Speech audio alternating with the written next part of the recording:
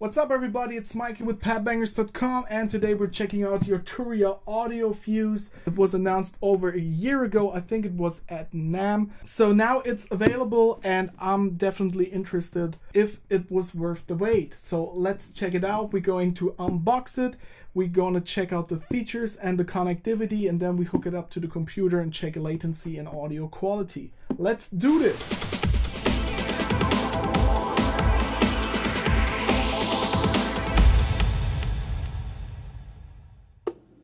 Alright, so let's unbox it. Here we have it, the Arturia Audiofuse. It comes in this nice cubic box. Really extraordinary packaging here. It looks really nice, printed from all sides. But yeah, let's open it up. So first of all, what you realize is you get this nice magnetic locking mechanism here. So that's really, it's not just a plastic box. They really put some love into the packaging, what I as a designer always appreciate. So let's open it up, and then here we got it, the audio interface itself. Looks like this. Also very nice design. It also comes in this cubic design. It actually looks like an Apple TV on steroids, something like that. Really nice design. So I put this aside. Then we get, of course, a short manual.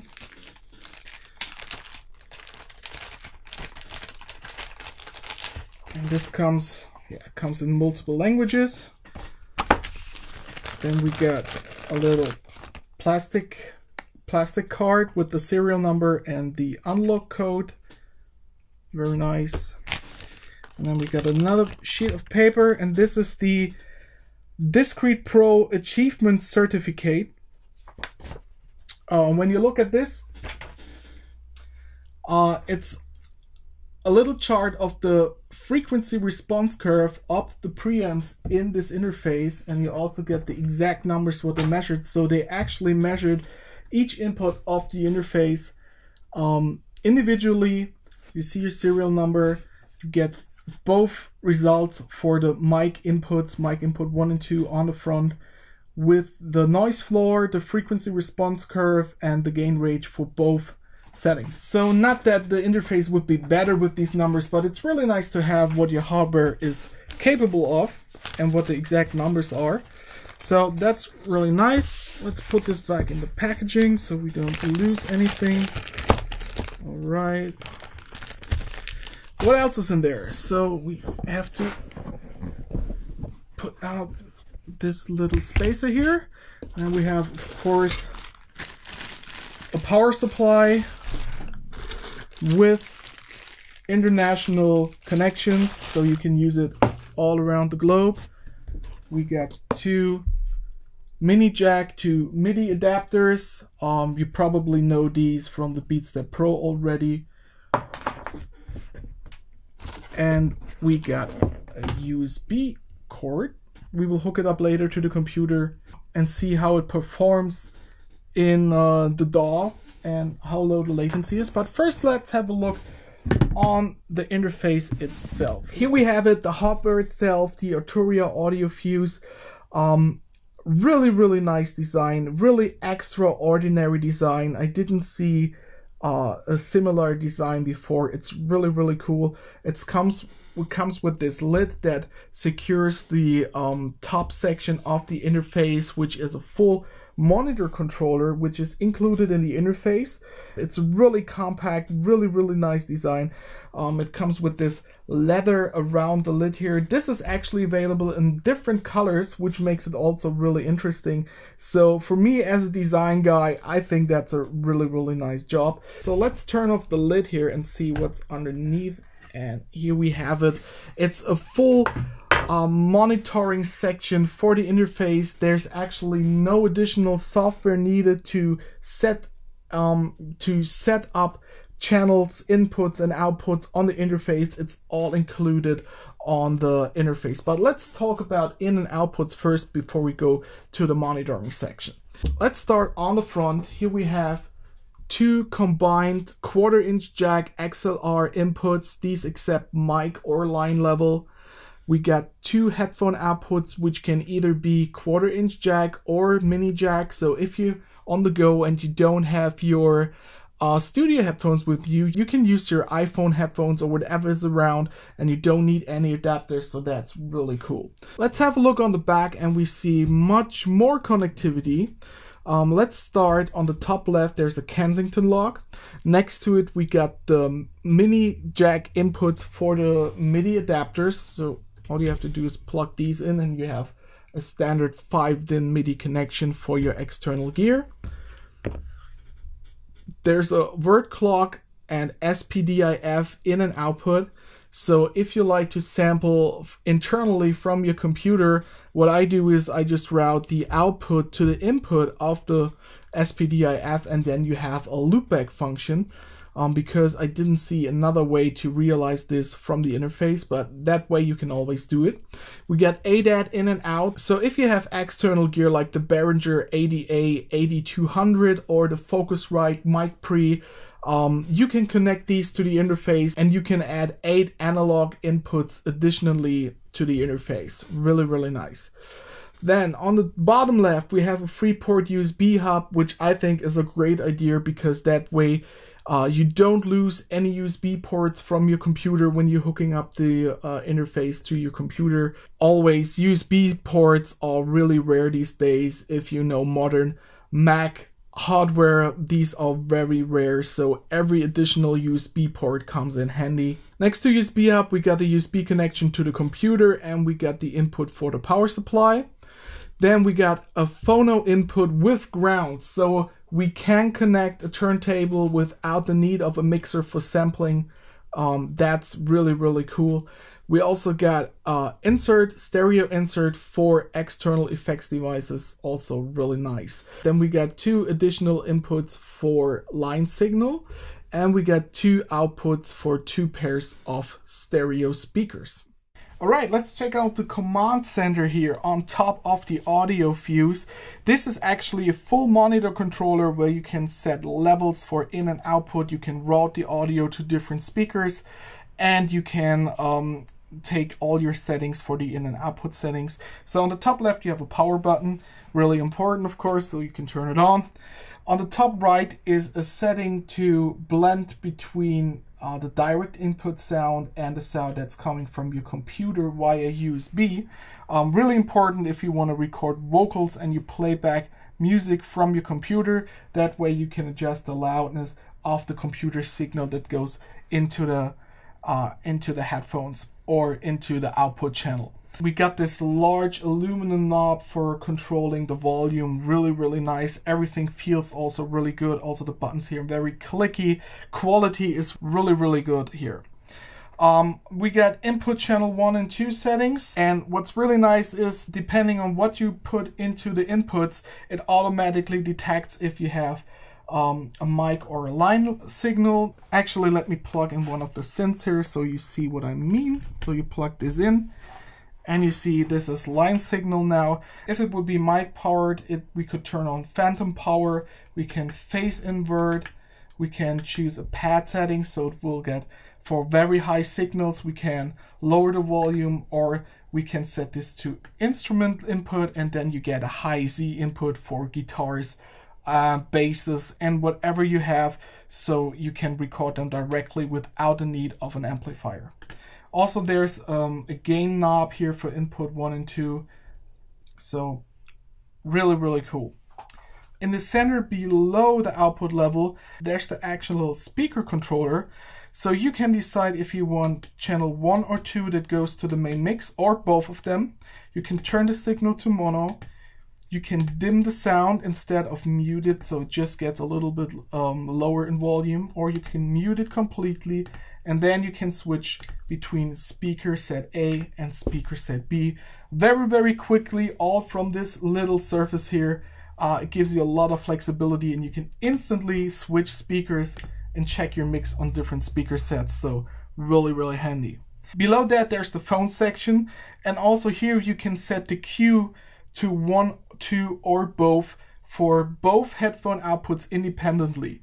That means if you have a guitar player and a bass player and you want each person send their own signal back to the headphones, you say, okay, I route input 1 to the Q mix 1, I route input 2 to Q mix 2, and now both of the players hear only their own sound in the headphone mix. Really nice. You can also turn headphone mixes to mono, which is also really nice.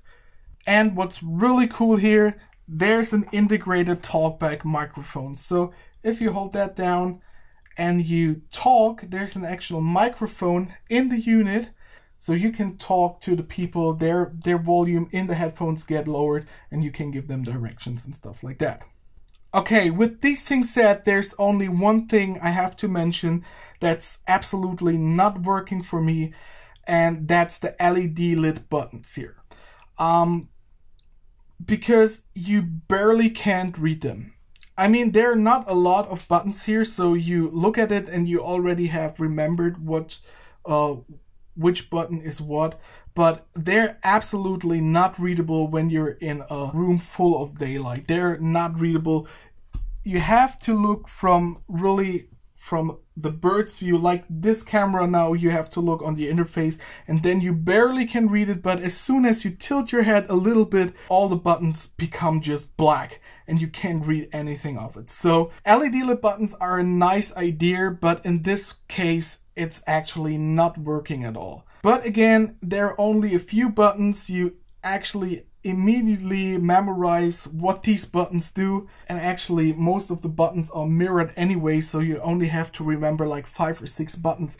I mean, it's not a big thing, it doesn't make the interface worse, but if you put so much effort into design and then you come up with buttons like these that are barely readable, it's really a bummer.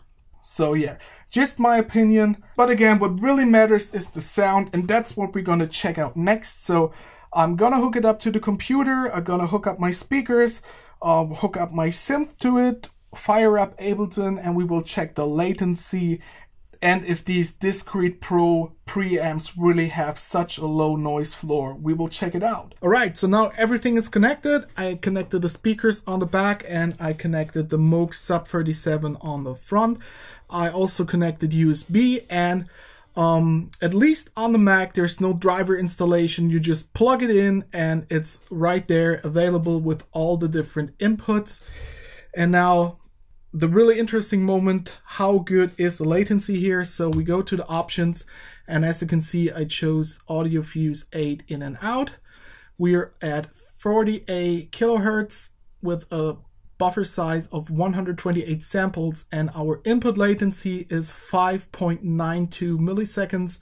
Output latency is 4.69 milliseconds, which is a round trip latency of 10.6 milliseconds. That's a really good value for a USB interface. Recording MIDI instruments, there's no noticeable latency. Round trip latency of 10.6 might be a little bit too high if you want to use internal effects, but again, this is not a Thunderbolt interface. But for a USB interface, this is a really good value. So I'd say they did a pretty good job here. So let's talk about the noise floor on the preamps here. And I have to say they are really, really, really low. If I turn the volume all the way up, I can hear a little bit of noise, but this is probably more from the Moog coming than from the interface. So if I go to a reasonable level where it doesn't blow my head away, there's actually no noticeable noise in the speakers. Really, really nice. Actually, when I switch to my Focusrite interface, there's much more noise coming to the speakers. That's a big plus here. Also, what I realized is on my Focusrite interface, when I plug in the Moog into the line input, I have to put the gain to about 50 to 60% to get a decent level out of the Moog. Here, I have to use the pad setting, because even with the lowest gain setting on the input, it almost clips my signal. I can show you this real quick. So I turn off the pad sound and I mute the output because it's really, really loud. Now I play back something. And as you can see, I'm going to minus 6 dB with the lowest gain setting. So when I turn this up, you see it's immediately clipping. So I have to put the pad setting on, and then I can adjust it a little bit better. to the value I really wanted. So these input settings, I don't know what it is, but they have a lot of power. Also, the output of the interface can be very, very high. I can really crank up the volume here without getting it distorted. It's more my speakers that go to the knees than the power of the interface. So that's also really nice. So what I do now is I also want to check the headphones and the talkback, but of course I can't show you, I can only tell you. So let me check this out real quick. So I go to input 1 here. I want to send input 1 to my Q mix. And let's play it back. I'll mute the output.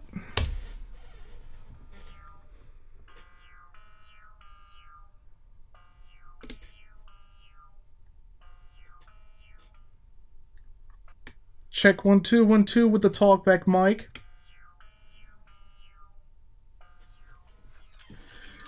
Okay, so headphone output could be a little bit louder. It might be a problem with the impedance of my headphones. With another pair of headphones, there might be enough loudness.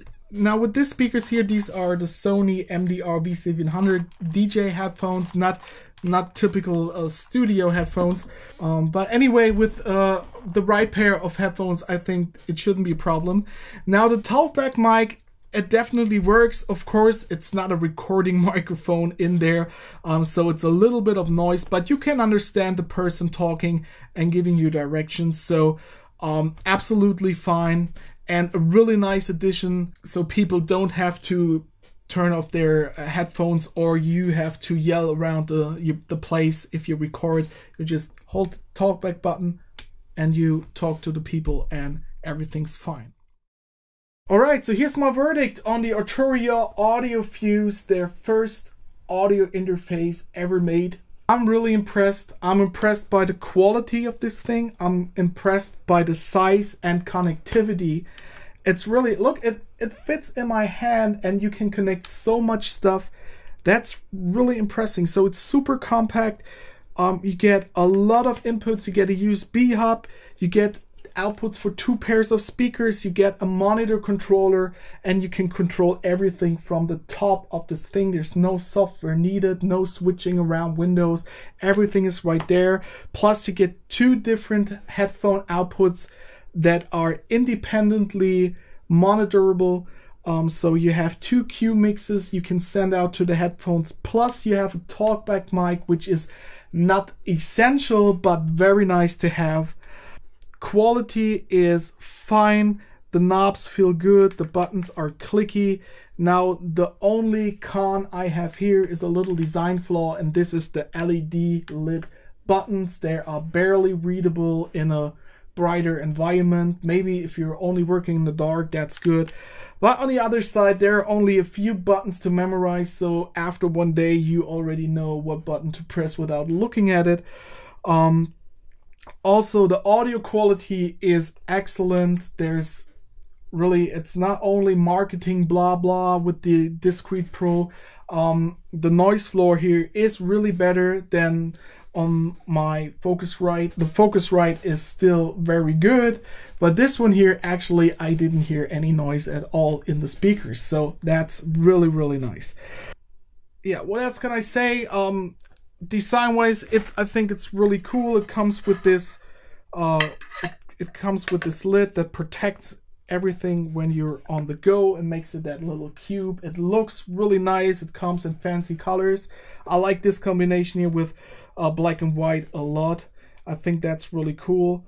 What's really nice is you can hook up a turntable without the need of the mixer because you have a ground on the interface. And also you have MIDI connectivity. You have to use the adapters for the MIDI, but I mean, yeah, there's a 3-port USB hub, so it shouldn't be a problem to hook up your gear to it.